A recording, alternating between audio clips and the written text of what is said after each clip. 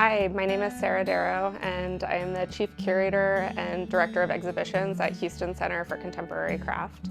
I am an exhibition maker, which is a very holistic way of approaching curatorial work. I'm involved in everything from installing the artwork to working with artists to develop site-specific projects, and I'm also a writer and visual anthropologist. Jurying the Hawaiʻi Craftsmen 2025 exhibition was an incredible, profoundly special experience. I had never visited Hawaii before, and being able to be stewarded across these very distinct, singular landscapes by artists and kind of cultural advocates in each of the 5 islands that I visited was such a tremendous honor. It was so enlightening to see the ways in which all of these cultural lineages have kind of coalesced and merged and developed something so special in this place, which is the most remote archipelago in the world. I was blown away by the mastery of craftsmanship and material.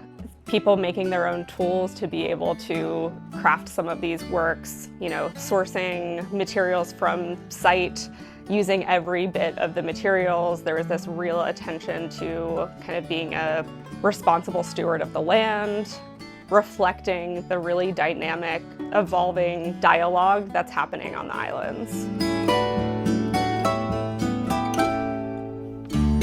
Well, something that was surprising to me about visiting Hawaii was the distinct visual landscapes, resources, materials available on each island, and the kind of culture of each island and how distinct they were.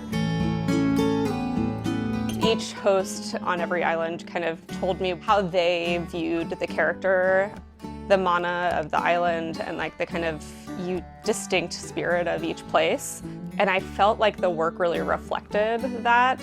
It was also, this really incredible blend of referencing long ancestral wisdom and tradition, and also looking forward and thinking about what do we want Hawaii to be, what do we want this country to be, what do we as a people want to be. And I think at this really poignant and intense moment politically and historically, the artists here have been reflecting on it so poetically, so connected to land, and so connected to community.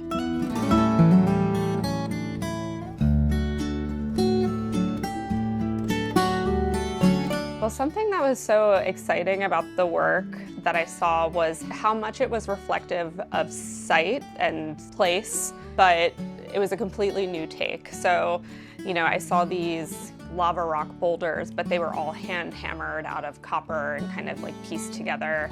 And then, the beautiful skies here that are filled with, such dramatic theatrical plays of clouds and sun and shadow, seeing that in a sublimation print that's hung from the ceiling. So I think what I would love people to come away with is the awe that me as an outsider came to these islands with, seeing these dramatic, incredible landscapes that are unlike any other place in the world, but through an artist's eyes. So I hope that the show really feels like you are stepping onto Molokai or Hawaii or Oahu for the first time, but all of the elements of the landscape are by artists.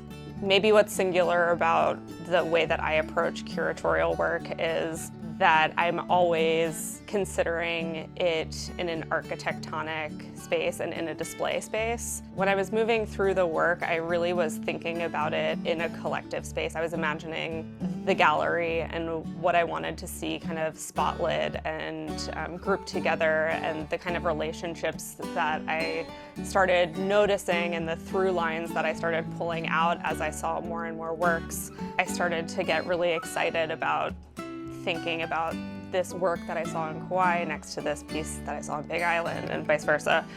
Really moving through the jurying of 600 objects, I feel an incredible sense of responsibility to take the pulse and the temperature of what's happening in such an incredible artistic community in this state, and the relationships inter-island and kind of reaching out globally.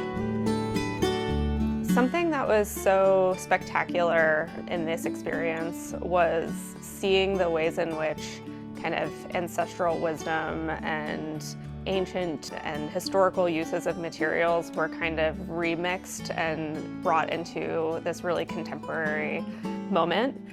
A few of the pieces that really excited me hit clearly incredible technical rigor, skill, and kind of being able to wield this mastery over their material, but they were also hitting this really special content and this voice that felt really singular. It wasn't just recreating kind of patterns or iconography from the past. It was really bringing their own voice and experience to those references.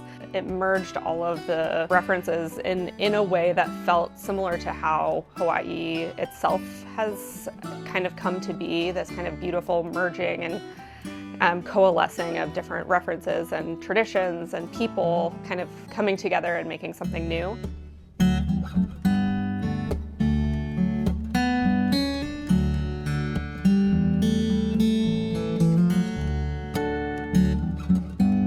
So after this whirlwind experience of traveling to 5 islands in Hawaii over a little over a week and meeting so many incredible craftspeople and kind of cultural advocates and instigators and people who are innovating and trying new things with technique and material, I'm leaving feeling very inspired, overwhelmed by the incredible rigor of the work that's being done here, and excited to continue to see works that retain the kind of spirit, kind of technical virtuosity, ancestral link to heritage, but that are also colliding that work and those traditions with what their experiences are like every day here in 2025. Seeing the really personal takes on traditional work, those were the ones that stayed with me the most.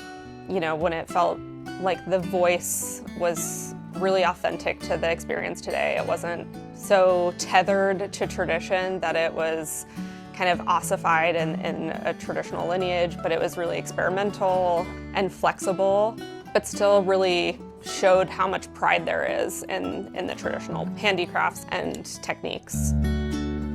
Thank you, Hawaii, and all of my amazing jurors and chairs on each island.